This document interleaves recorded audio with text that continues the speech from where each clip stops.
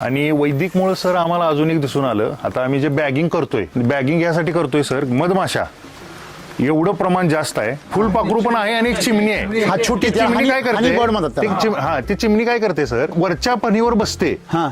ती नख तिचं हे करून प्रेस करून, आणि यातून जे मध जो बाहेर पडतोय कवळ्याचा तो पिळतोय. ह्यातनं आम्हाला एकच लक्षात आलं, वैदिकचं जे आता जे प्युअर ऑर्गॅनिक जे आमचं होणार आहे त्याचा हे परिणाम आहे. कारण म्हणजे थोडक्यात त्यांना खाऊन एवढं उरतंय त्याच्यामुळे ते खाता येते.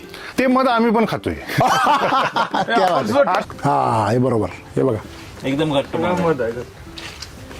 चाखून बघा सर, एकदम गोड आहे. पूर्ण गोड आहे. मधाची टेस्ट नाही, ती एक वेगळीच टेस्ट आहे. एक वेगळा फ्लेवर आहे मधाचा पुढे जो बागेत आल्यावर खायसाठी प्रवृत्त करतो.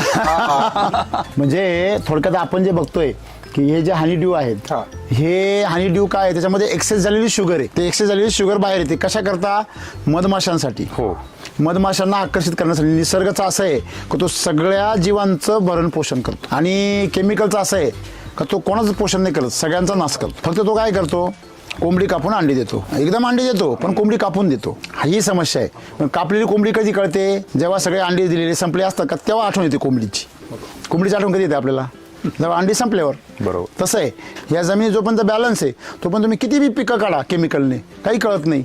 आपल्या वाडवडिलांनी जमिनीमध्ये सेंद्रिय कर्ब वाढवला आणि तो आम्ही मागच्या मधल्या काळामध्ये उपसला, आणि तोच भरायचं काम परत कोण करतंय? SCT.